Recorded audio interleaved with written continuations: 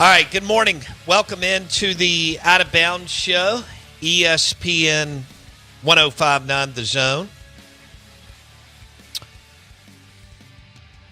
Show is brought to you by Grit Fitness and Training.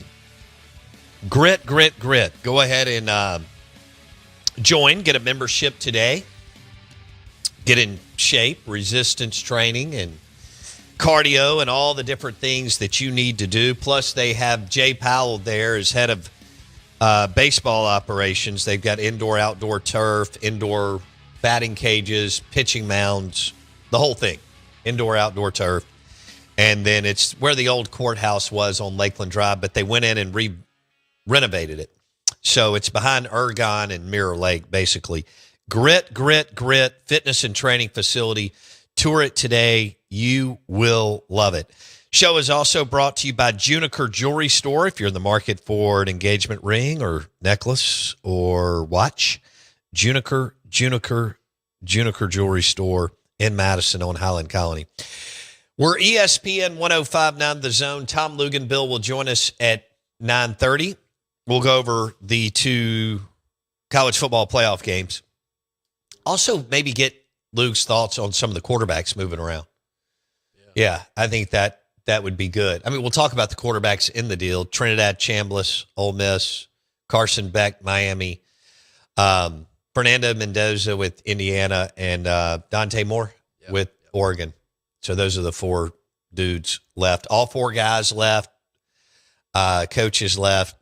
Coached under Nick Saban, Pete Golding, Mario Cristobal, Kurt Cignetti, and Dan Lanning with Oregon. All of them coached under Saban. And Saban will be great on Thursday and Friday on all the shows because he's covered these teams. He knows these guys. He knows Pete Golding. He knows Mario Cristobal. And he knows Kurt Cignetti and Dan Lanning. So that's the final four, the college football playoff. And that coverage is brought to you by Stella Artois and Wings at Martin's in Livingston. So if you're not going to make the game in Tempe, it's a great place to watch the game. We were there yesterday. The family went, and we got the pork rind nachos. Wilkes and I got a cup of gumbo, and then Wendy and I split a fried catfish po' boy. Delicious. Absolutely delicious. And I had a nice cold Bud Light. They have it on tap there at Martin's in Livingston. But perfect place for game day. You've got Ole Miss and Miami on Thursday night, and then Oregon and Indiana on Friday night. And then you got the NFL playoffs on Saturday and Sunday. Bangers. So it's a hell of a week. That's heat. It is. It's a hell of a week. And it's the biggest week in the history of Ole Miss athletics. It's huge. You're in the Final Four, and you have done what was necessary the last several years. Lane was able to see the path, and then everybody jumped in. Athletic director, chancellor, alums, and so on. Yeah. And while it takes wealthy, men and women, entities, families to make it happen, Ole Miss crushed it with going after the $200,000 to $700,000 a year earner that could do $10,000 to $30,000 a year. They've got several hundred of those guys in and involved, kind of through the Vault Society, but also other ways. And that raises millions of dollars a year. NC State did that. Some other schools tapped in to that guy making 300, 400, 500, 600, 700,000 that was willing to go, I'll give 10 grand, I'll give 20 grand, I'll give 30 grand. And that adds up. So you can get in touch with us on the Golden Moon Casino text line, 601-885-3776. Follow us on X at Bo Bounds. And the Michelob Ultra caller line is 601-707-3750. We've got some Kurt Cignetti audio on becoming elite. He is the head football coach for Indiana. Cignetti, back-to-back college football playoff appearances. They're in the Final Four. This is Curt Cignetti on Becoming Elite. That there's no self-imposed limitations to what we can accomplish day in, day out, play in, play out. And we play that way. One play at a time, 6 seconds of play. Every play's got a life and a history of its own. Fast, physical, relentless. 11 guys doing their job, smart, disciplined, poised, not affected by success or failure on the next play. And never satisfied, never. Time to be satisfied is at the end of the game, not during the game. And if you can get guys to play that way, when the game's on the line at the end, they're not looking at the scoreboard, they're just doing their thing.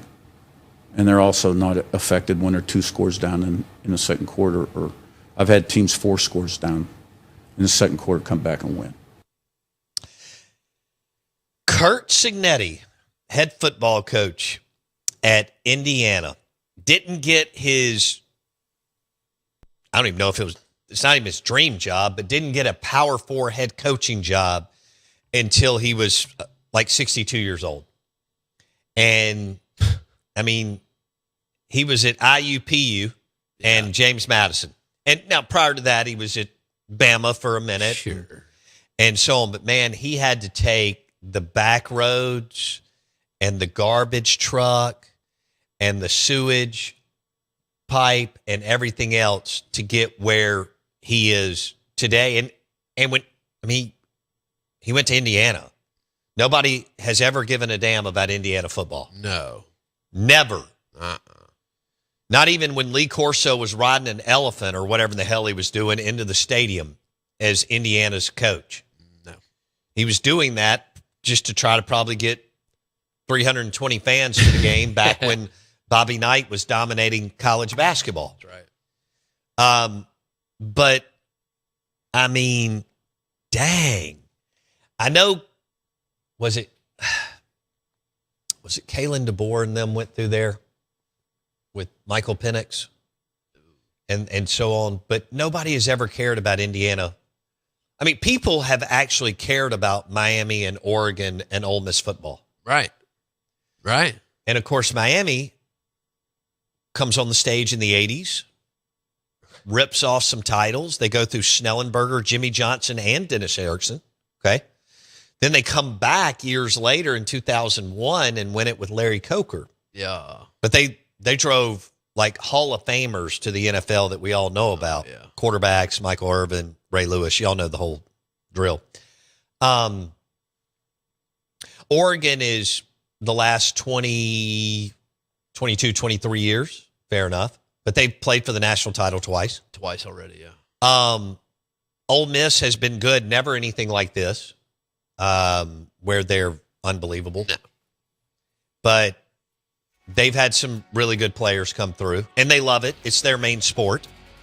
It's not the case in Indiana until now. And Do they know what's going on there? oh, hell yeah. Okay, so they're up to speed and And they're football fans now? We looked it up. They have over 700,000 So many. living alums. They have plenty of money. Hell, they just landed several transfers in the portal, as I know a lot of teams are, but I mean, I'm talking about really good players. So they're working the portal once again to get where they want to go while preparing for the Final Four, like Golding and Cristobal and so on. Tom Luganbill will join us at 9:30. National college football analyst with ESPN. Lugs joins us on the Farm Bureau Insurance guest line. Tom Luganbill, ESPN, 9:30.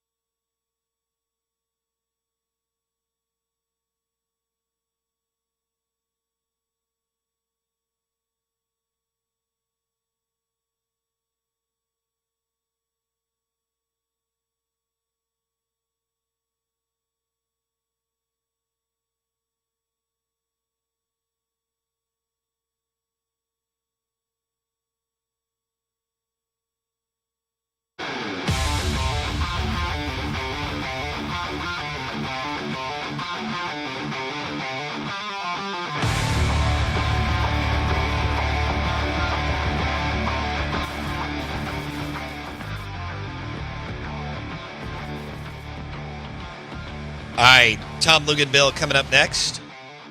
Show is brought to you by Bocock Brothers Cigars. They've got Ole Miss. I'm holding up the Ole Miss Powder Blue box. It's really good looking. All their boxes are. Ole Miss, LSU, Mississippi State. They went us, we've been talking about going to BocockBrothers.com and buying a box of cigars to celebrate Ole Miss's college football playoff run. And we mentioned Bounds 10. Now they went to Bounds 25. Nice. So 25% off a box of cigars. You and your buddies can enjoy some premium Honduran cigars. I'm holding the Powder Blue box, Habanos. I have smoked all of them. Not all of them in this box. I've tried the Ole Miss and Mississippi State ones. Obviously, Mississippi State has the Dak Prescott special edition and the M over S. But this week, Ole Miss celebrating Final Four, college football playoff. If you want to go to BocockBrothers.com, they did licensing deals with colleges all over, including Ole Miss and Mississippi State and LSU, and Florida and A&M and Missouri. But Bounds 25. Bounds 25. BocockBrothers.com. BocockBrothers.com. That's a pretty box. You can buy a box, give it to a friend, client, or you can just open it up and share. It's 20 cigars in there, so that's plenty for the neighborhood or the guys.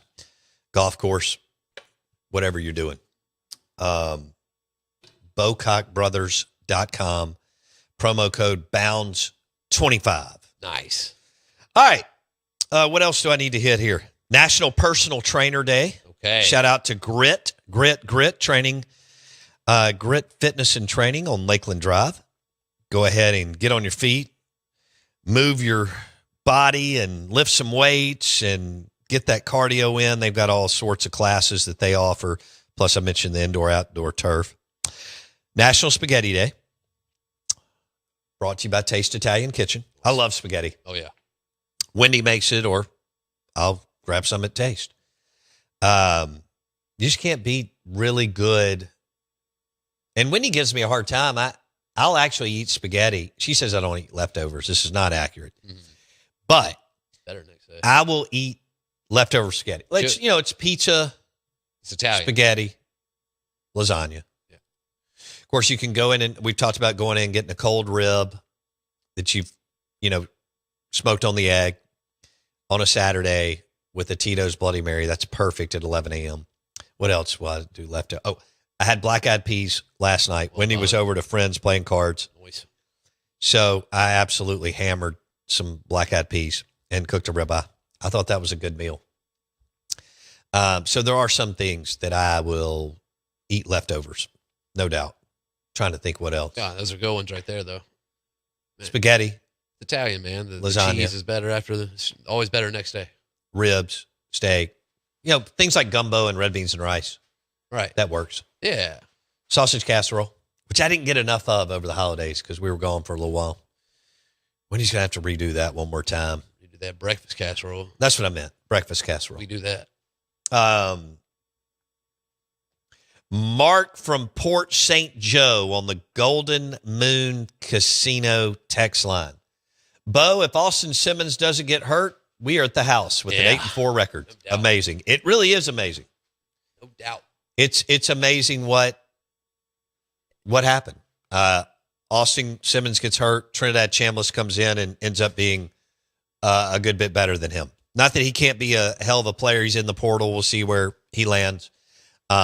He's got a different skill set, and a good one. Not quite as mobile as I think you want your guy to be today. But Trinidad Chambliss trying to get that extra year of eligibility. Ole Miss feels really good. They just did the contract with him, but it's pending him getting the extra year of eligibility. They feel like that they will. And they will, like other teams, the Ross Dellinger article on Yahoo, they will threaten legal lawsuit, all that. So why wouldn't you? What is this? Robert M. on the Golden Moon Casino text line? Kurt Signetti is the Andy Dufresne of college football coaches. Who's that? I don't. Who is that? Am I supposed to know who that is? I usually know coaches. Oh, let's see. Is that an actor that's funny? Shawshank. Oh, okay. Tim Robbins. Shawshank. Oh, I got you. I know that character because we've all watched that movie several times. Numerous times, yeah. Yeah. Okay. That's probably one of the most rewatchable movies. It is. It is. Doesn't get old. I watched Top Gun Maverick on the plane when over the holidays there and back. How was the selection of movies? I mean, that's a good spot. It was not bad. Yeah, I did after that though. Oh, where'd you go? I pulled up Anthony Bourdain episodes. Okay, that's strong. And I thought they were fantastic. Pulled them up. The food, the local food that he found when he was doing his show when he was alive was amazing.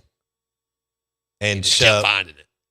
yeah, That I is- mean, unbelievable. It's a boss. Yeah. So you didn't rewatch the Duke's Mayo Bowl? Oh, and I watched tennis. I wasn't on the plane. Oh, yeah. Obviously. The Duke's Mayo Bowl was a disaster. And I hate it. Were there any positives that we can take away? No, Not a single one. No. no, there wasn't. You didn't play well in either phase, any phase of the game. Offense, special teams, or defense. That's the cramping deal. Obviously that's a program deal, but I mean, is that strength and conditioning? Is that more on Levy? Well, who runs the program? That's going to be Jeffrey Yeah. Levy. So I done everybody under That's right. in every facet or division or whatever of the football, which I know is massive, answers to Levy. That's correct. Yeah. That's how So, it's going to and remain. man, if I heard from one person, I heard from I'm can't serious, believe it. 80 people on the cramping and stuff. I bet that's a bad look for alumni. It's a bad look. I don't know. It's weird. I don't like that. You're supposed to be cramping. It's late in the year. You're supposed to be conditioned.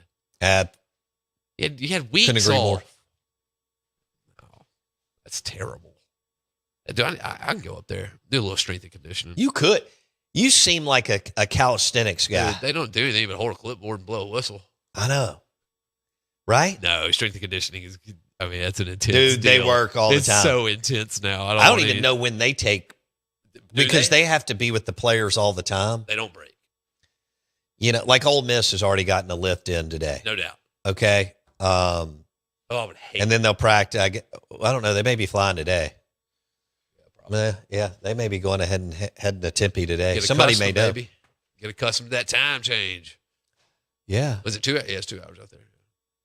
Is it 1 or 2? Oh. I can't ever remember where Mountain goes to Pacific. Oh, I can't either. I think it's You Mountain. remember when I was out in Vegas in October and we were trying to do the shows and I Yes. kept having to remember what time zone I was on Yes. and what time zone you were on and then what time zone our guests were on. It was And I was honestly like- impressive. Damn. That's some work. It's weird. You gotta be thinking. I mean, I was doing the show from my hotel balcony at the Cosmopolitan overlooking the Strip, which was really cool. The only downfall, and it wasn't terrible, was that the sun was right on me both mornings. Or did we do 2 or 3 shows? Brought to you by Pearl River Resort out there. I know it was 2. At least 2. I Yeah. think it was No, we did 3. 3, yeah. We did Monday, Tuesday, and Wednesday. That's correct. And went and saw Dan Mullen. How about that? And went and ate at STK and at SW Steakhouse in the Wynn.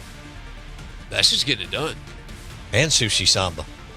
And somewhere in the Bellagio, but I can't remember the name of that. God, I'm glad I didn't have to pick up those tabs. Tom Luganville with ESPN on the Final Four coming up next.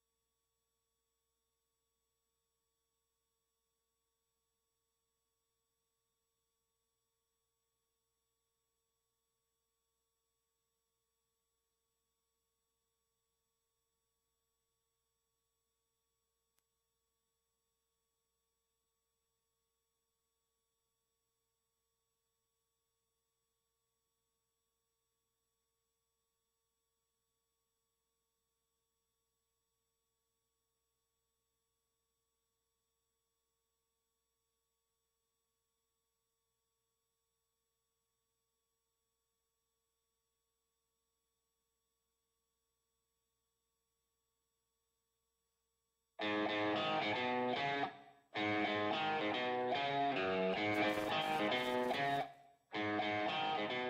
Hogs. Yes, sir. A guy named Sliced Bread. We ain't going nowhere. Good morning. Welcome into the Out of Bounds Show. We're driven by your next GMC Sierra truck at Fowler GMC Pearl Brandon. FowlerGMC.com. We'll be live from Dancing Rabbit Golf Club on Friday. So we'll be at Pearl River Resort. We'll have dinner at Philip M's, fabulous steakhouse. We'll watch the Ole Miss Miami game in the Golden Moon Casino, Vegas-style sportsbook, and then we'll broadcast from Dancing Rabbit Golf Club on Friday morning. So I kind of went over Thursday night, Friday night. Come up and see us if you're in the area. Final Four game, semifinal game, Thursday night, Ole Miss and Miami, and then, of course, Oregon and Indiana on Friday night. This is 105.9 The Zone ESPN. We welcome in Tom Luganville, National College Football Analyst with ESPN. Lugs joins us on the Farm Bureau Insurance guest line. All right, Lugs, here we are. We're down to the Final Four. I know everybody had Ole Miss, Miami, and Indiana and Oregon in their Final Four in August, so here we go. And this is crazy. Ole Miss has Pete Golding as their coach. When you look at this matchup, Miami's got one hell of a defense, and Ole Miss has one hell of an offense. The other two units are still pretty damn good. But when you look at this matchup, what is the first thing that jumps out at you? How can Miami contain or minimize the off-schedule plays from Trinidad Chambliss? Mm-hmm. They've got to find a way to keep him in the pocket. Because when he gets loose and now all of a sudden he starts improvising, good things tend to happen. And you've got to be able to limit those if you're Miami on defense. And, obviously Miami defensively along the front is an absolute handful. I mean, I'm standing on the sideline of the Cotton Bowl, Bo, and what they did to Ohio State, they should have been arrested for felony assault. I mean, it was an ass-kicking of epic proportions. And so I think Ole Miss is going to have their hands full up front in the offensive line. And to be honest with you, the thing that gets glossed over in this game is Miami might have the best offensive line in college football. They are loaded up front. And so I think how you limit and contain Trinidad Chambliss is where you start, because I think it's going to be a heck of a football game. Okay. So line of scrimmage, slight edge to Miami on both sides, and then Trinidad probably has a pretty Carson can make some plays, Carson Beck for our listeners, Miami QB, but Trinidad, Ole Miss has a pretty good edge at quarterback. How would you frame it? First of all, do you agree with that? I agree with that because they're more difficult to defend at quarterback. What you get with, if you just want a pure passer that's going to get the ball out of his hand, he's going to be accurate, he can make every throw on the field, but you don't have to worry about him running, then that's what you get with Carson Beck. So, yeah, I think the advantage, and I wouldn't necessarily, it's because one guy's better than the other, but one guy in Trinidad Chambliss brings an element that the other team doesn't have to worry about when they're playing defense. All right, let's go to skill positions. Ole Miss has Lacey, those two receivers, and I feel like, the tight ends open every other play whenever they want him to be open. And you mentioned Trinidad's a problem. He's a skill player too. So compare the Ole Miss offensive skill players to the Miami offensive skill players, Luke's. Well, listen, I don't know how familiar you are with Malachi Toney for Miami. He is a true freshman who's supposed to still be in high school. He reclassified to last year's class. He's supposed to be a 2026 kid. He is an absolute difference maker with the ball in his hands, and they ask him to do so much. He plays in the slot. He plays on the outside. He's just shifting. He's motioning. He's thrown a couple of touchdowns. He's a nightmare to deal with. So I think he's the focal point. If you're Ole Miss on defense, you've got to figure out where Malachi Toney, number 10, is at, because he is a guy that can hurt you in a variety of ways. And the other guys for Miami are big. C.J. Daniels, the LSU transfer, is a big, tall target.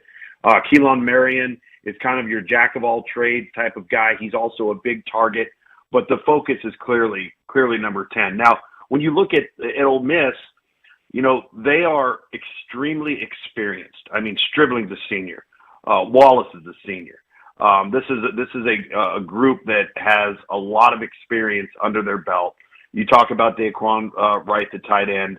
The tight end position, I think, is a push between Ole Miss and in Miami. Elijah Lofton is a really good player for Miami at that position, but I don't think the focal point's ever really been at the tight end position for Miami offensively. As a group, I might lean towards Ole Miss, but I don't think Ole Miss has a Malachi Toney. Okay. All right. So, which way you going? You going with the Ole Miss Rebels or the Miami Hurricanes in Tempe, Arizona?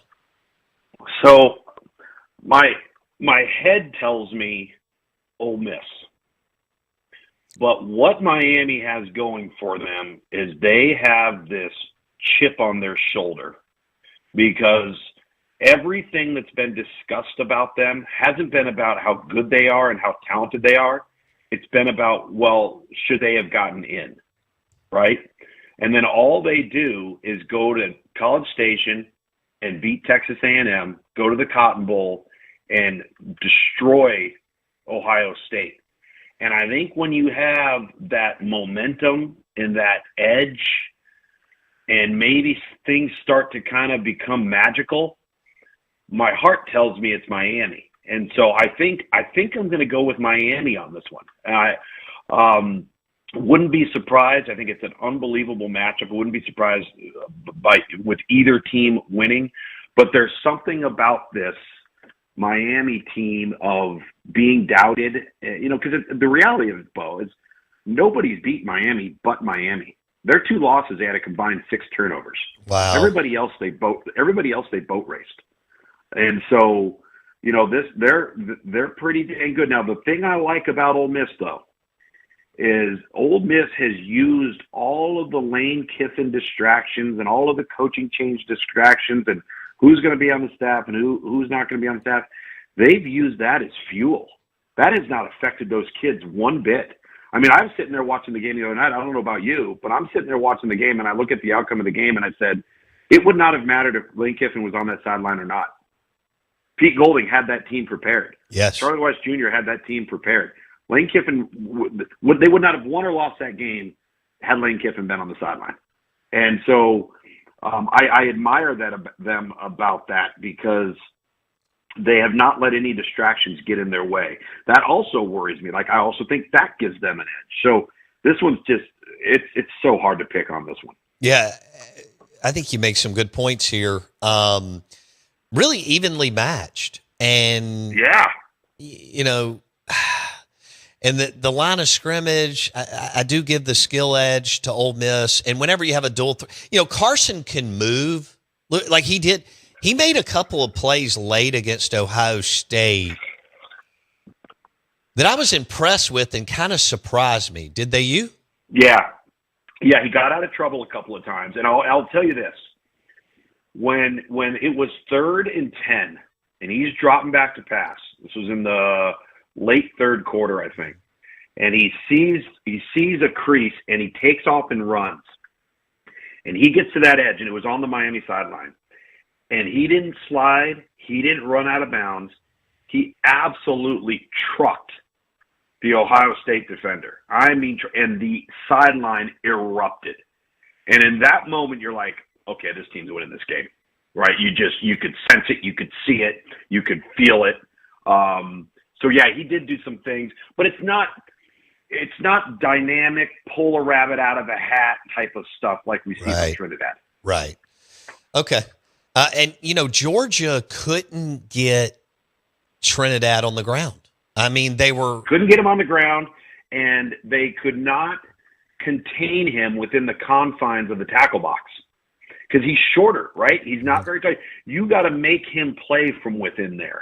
You can't let him get out on you because now he's so gifted with his eyes and his feet and the ability to throw off platform that what looks like might be a 6 or 7 yard loss ends up being an explosive play. I mean, that quarterback play between those two teams at Georgia and Ole Miss last week was sensational. Yeah. I mean, both teams at the quarterback position were just lights out.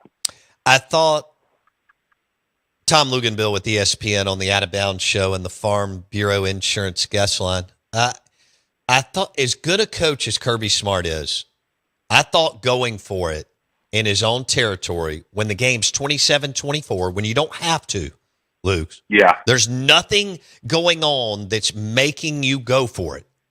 I just thought that was a couple things. They're up 21-12 at half. Give Ole Miss credit. So Georgia gets the ball, they come out, and Georgia just laid an egg in the third quarter. And I thought Kirby and Bobo got really conservative. There wasn't a sense of urgency. Ole Miss took advantage.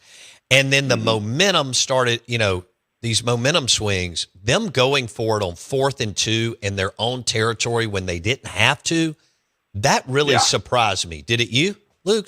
It did. I generally support the aggressive coaching approach that Kirby Smart has always had, because I think he's been calculated. He's got a plan. They'll have a trick up his sleeve in the punt game.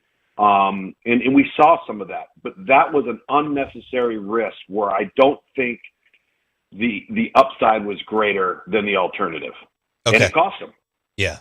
I agree with you. Canero, Ole Miss's field goal kicker, holy smokes. That's why the kicking game matters. Yeah, and hey, give their staff credit. I mean, they knew, as you know, Luke, you called 1,000,000 games. You played for a long time. They understood they were on a turf field and the temperature-controlled environment. Why not let him go for it, right? Absolutely, man. Unless the air conditioner's blowing real heavy, you don't have anything to worry about. Right.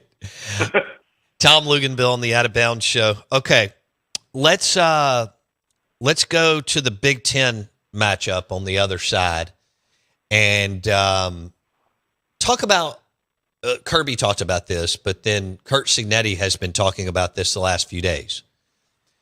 Talk about how difficult it is to beat a team twice. I think it's difficult in the NFL, but when you're dealing with even younger players, it's even more difficult. Expand on that, Luke. I do think it's very, very difficult. And I was talking with my dad about this the other day, and we were, he's spent over 50 years in this profession. And he goes, Tom, I don't know if in my lifetime I've ever seen a team execute at the level that Indiana executes at without making mistakes. I mean, when you watch them, forget about it being a repeat performance and you're having to play somebody twice. They don't turn the ball over. They don't commit penalties. They're flawless in their kicking game. Quarterback plays elite. They can run the football, but they never do anything to hurt themselves. Like, it's the damnedest thing. And like, you're watching it happen and you're not really truly realizing it until you start watching the other team screw it up. It's unbelievable. And it really hit when my dad said that to me. I went back and I'm like looking at him and going, geez, he's right. They're so clean. And so when you're talented and you don't make mistakes, even though you're playing somebody a second time, like, you kind of got to give Indiana the edge there just because they don't beat themselves. Okay. Are they by the way, they're very talented, but yes, but are they the least? Okay.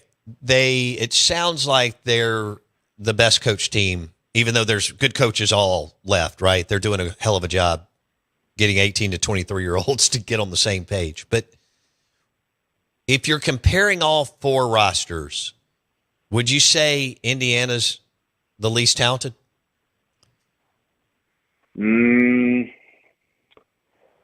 Maybe at some positions. I would say that their depth is probably the least talented. I think they've got frontline guys that can play for anybody. Okay. I really do, and I don't think people give them enough. It's kind of like people don't give Oregon's defensive front enough credit. Everybody talks about their skill.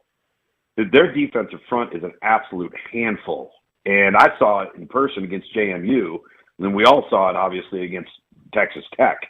And that Texas Tech team was averaging 480 yards a game of total offense, and they couldn't cross the 50-yard line.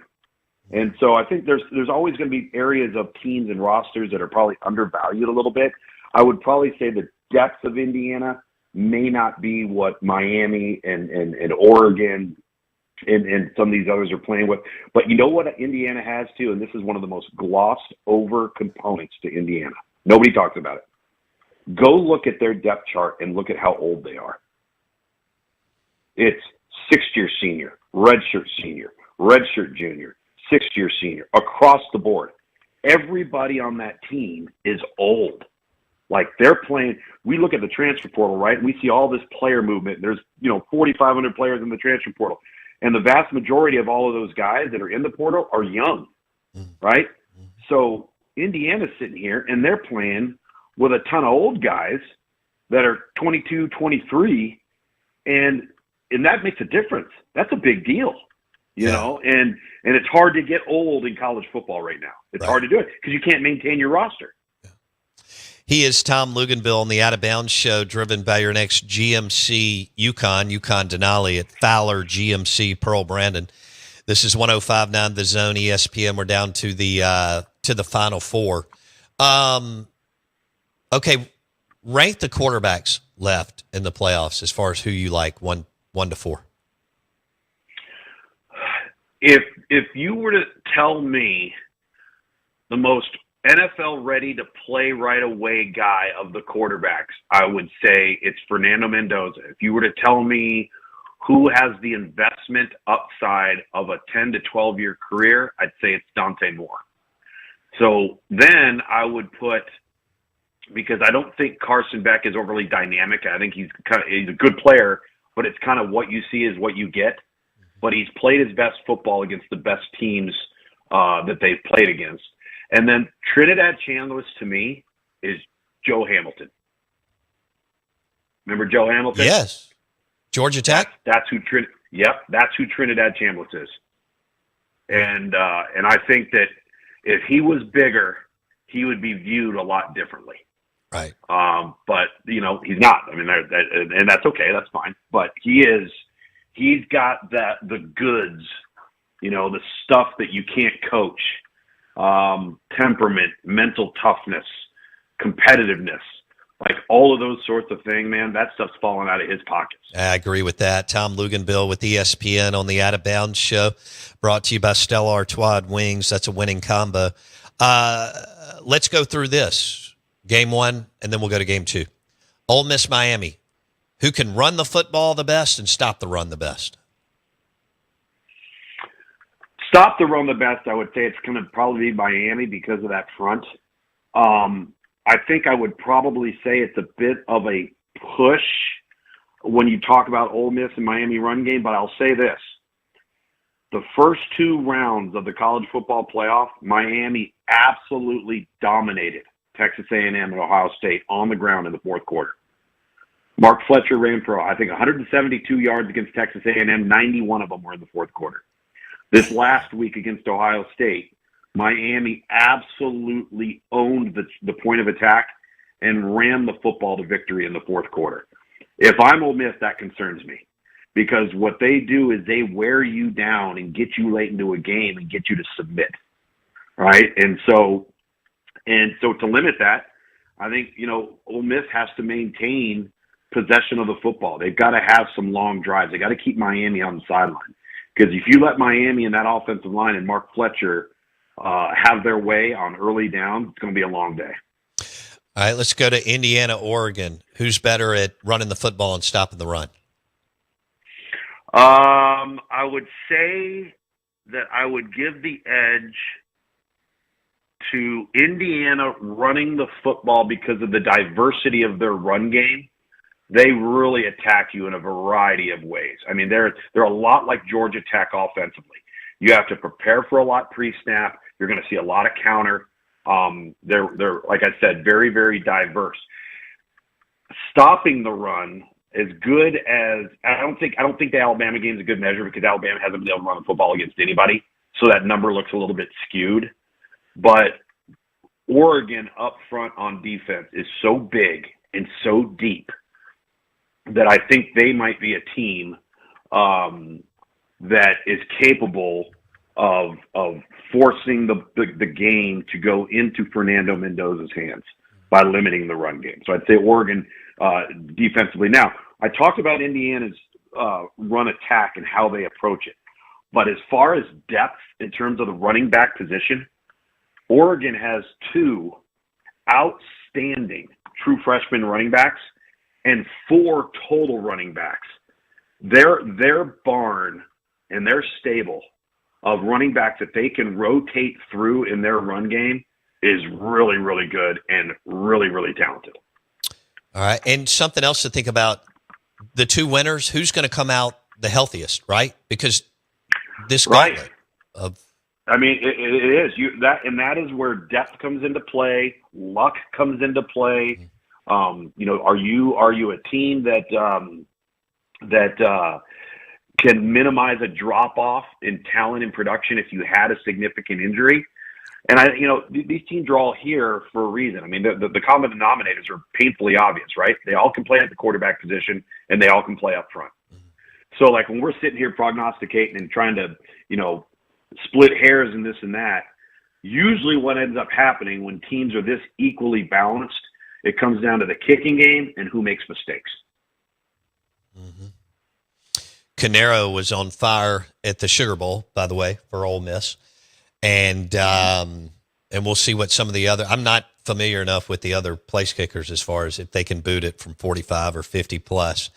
But as Luganville said, that's something to keep an eye on. And Ole Miss and Miami will be outside. Okay. So, yep. All right. Tom Luganville on the Out of Bounds Show. Real quick, is it Sotheby from Cincinnati that went to Texas Tech? Wait, real quick. Miami and Ole Miss will be inside. That's a Fiesta Bowl. Oh, okay. Okay. Yeah. I didn't know that. All right, now ask that other question. What's the other question you asked? The guy from Cincinnati to Texas Tech in the transfer portal. Oh, Brendan Sorsby? Sorsby. Yeah, I got about 30 seconds. Would you really like – talented. I like him. He's really talented. He's played a lot of football. Do I think anybody at the quarterback position that has 1 year of eligibility is worth $5 million, which is what is being reported? Absolutely not. Yeah. I think the whole key to the transfer portal at the quarterback position, Bo, is you have to target guys who have a large sample size of experience and success. Like, for example, Deuce Knight coming out of Auburn, high-profile recruit, redshirt freshman, played 1 time this year. Right. You're better off getting somebody who might not be as talented but has played a lot of college football if you really want to have some success at the position. That's what makes Sorsby attractive. That's what makes Rocco Becht attractive. There's guys out there that have played a lot of high-level football, and they're the ones that are being targeted.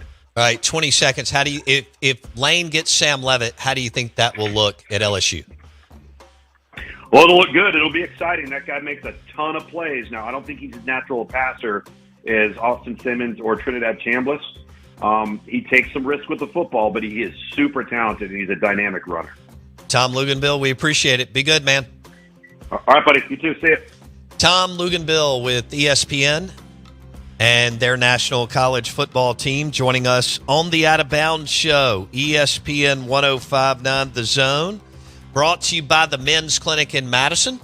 If you're low testosterone, you've lost your sex drive, you just don't have the energy. You want to call the Men's Clinic in Madison or the Men's Clinic in Brandon today, visit their website, themanthing.com. We'll see you tomorrow.